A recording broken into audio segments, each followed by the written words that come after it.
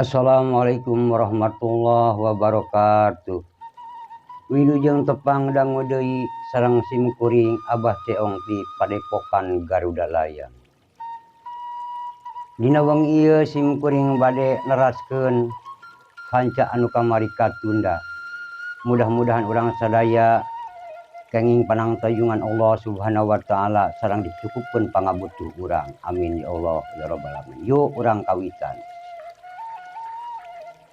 Ti poe ka poe ujang amin digawe di eta perusahaan batu bata di Juragan Santani anu ayeuna mah teu kalaparan deui ujang amin sareng kolotna. Dahar oge ayeuna mah hanteu campur jeung beas jagong. Ujang amin kira-kira 5 bulan di eta perusahaan batu bata. Di hiji poe ujang amin geremacul arek ngaduk pikeun batu bata lak suku ujang amin kapacul. Teras ujang amin hanjak ka darat sabari getih anu ngocor tina sukuna. Teras ujang amin nyender dina yang eta liyo sabari ngarasakeun kanyeri. Teu lila jol Mang Pardi datang ka eta liyo. Mang Pardi ningali ujang amin keur nyender teras nanya, "Min, kunaon nyender bae kacapean maneh?" tanya Mang Pardi.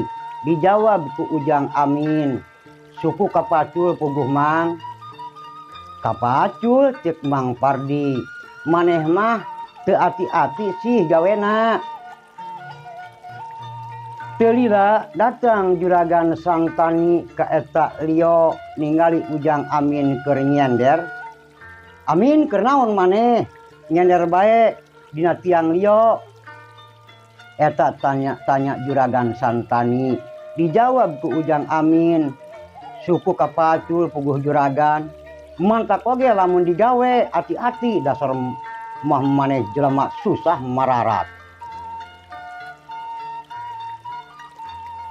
"Kapacul deui, geus gera balik maneh, tah duit geusang berobat," ceuk Juragan Santani. Teras dicokot ku ujang amin, "Hatur nuhun juragan." Teras ujang amin balik sabari rada pincang geh dipaksakeun. Geus datang ka imah teras ujang amin diuk dihareup dina palupuh sabari ngarasakeun kanyeri. Teu lila jol maona mana di jero imah kahareup ningali ujang amin pupuringisan. Eta maona nanya ka ujang amin, "Kunaon ujang pupuringisan?" tanya maona. Dijawab ku ujang amin, "Suku kapacul mak." Jawab ujang amin, "Kapacul sing ati-ati ujang ari digawe," ceuk maona. Teras maona nyandak daun babadotan ka pipir imah teras dibejek dibalurkeun ka suku ujang amin anu kapacul. Anu kira-kira 3 poe suku ujang amin rada mendingan. Sareng di imah maona geus teu boga beas teras nanya ka ujang amin, "Ujang di imah beas geus teu aya, mak moal ngejo poe ieu mah." Cek ujang amin, "Ke mak, ujang arek nginjem ka Juragan Santani sugan dibere da ujang digawe tos lila." Teras ujang amin mangkat anu dituju imah Juragan Santani. Teu lila datang ka imah Juragan Santani teras uluk salam ujang amin, "Assalamualaikum." "Waalaikumsalam."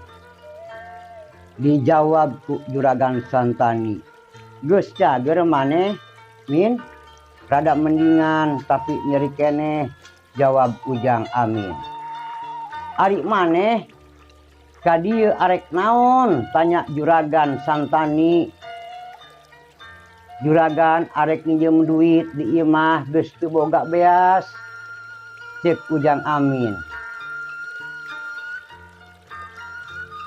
ke dibayar nama ku gawe ayeuna kieu kieu amin dibere ku juragan tapi bayarna lamun tacan lunas moal dibere gaji maneh deui ngarti cek juragan Santani muhun juragan teras ujang amin dibere ku juragan Santani teras leos ujang amin pamitan gancang cerita ujang amin perantos sehat ujang amin mulai deui digawe di perusahaan batu bata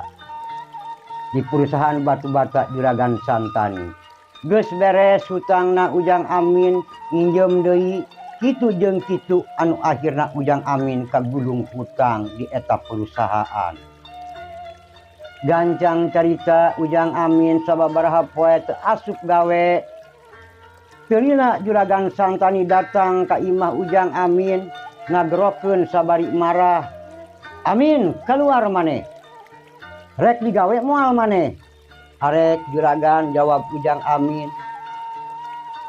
juragan lamun uing digawe lamun gajian menang 200 bayar 100 deui pikeun kana asupkeun kana hutang cek ujang amin pikeun meuli beas cek juragan Santani ari nginjem maneh sakali ari mayar hayang nyecel dasar tolol maneh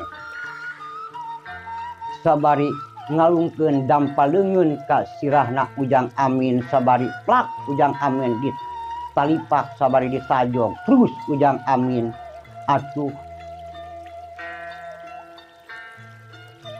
ngajengkang ka tukang sabari pupuringisan anu kacida nyerina ditajong ku hiji jawara anu geus pangalaman awas maneh lamun teu dibayar hutang ku aing dipaehan maneh atuh ujang amin beuki sieuneun ka eta jawara teras leos eta jawara juragan Santani balik di hiji peuting ujang amin teu bisa sare mikiran hirup ceuk dina hatena kieu jadi jalma susah jeung bodoh teh aya kabisa seubeuh nyeri ku batur teulila ujang amin ngadeuketan Ma Odah Ma Ona sabari nanya ma ujang arek nanya ka emak ari bapak ujang saha dijawab ku Ma Ona ari bapak ujang hiji jawara anu hese tandingna di zaman harita ari ngaran bapak ujang ngaranna Sutira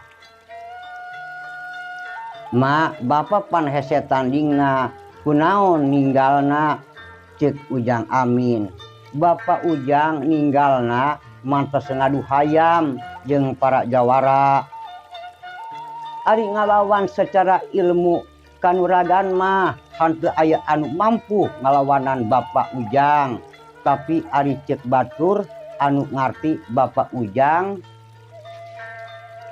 kena ku warjit saperantos ngadu hayam menang 3 poe ngutah-ngutahkeun getih hanteu katulungan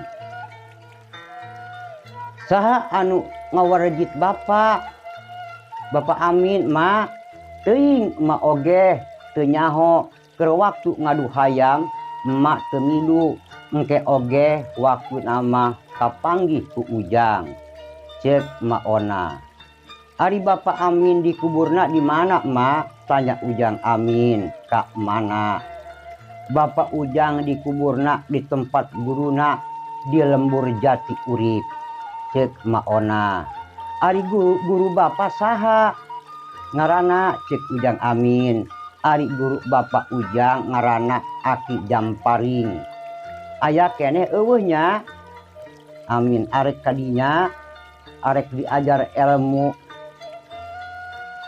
kanuragan cek ujang amin amin hoyong bisa silat coba bae siaran sugan kapanggih ku ujang itung-itung sabari jarah ka kuburan bapak ujang teras ujang amin isukanana pamitan ka mana arek milari anu ngaranna Aki Jamparing guru bapana urang urang tunda yeu lalampahan Ujang Amin anu aret milari guru olah kanuragan nyaeta Aki Jampari.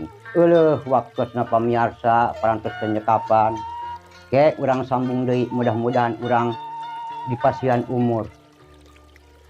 Bila aya kekiranganana nyuhunkeun dihapunten tim kuring. Wabillahi taufiq wal hidayah. Wassalamualaikum warahmatullahi wabarakatuh.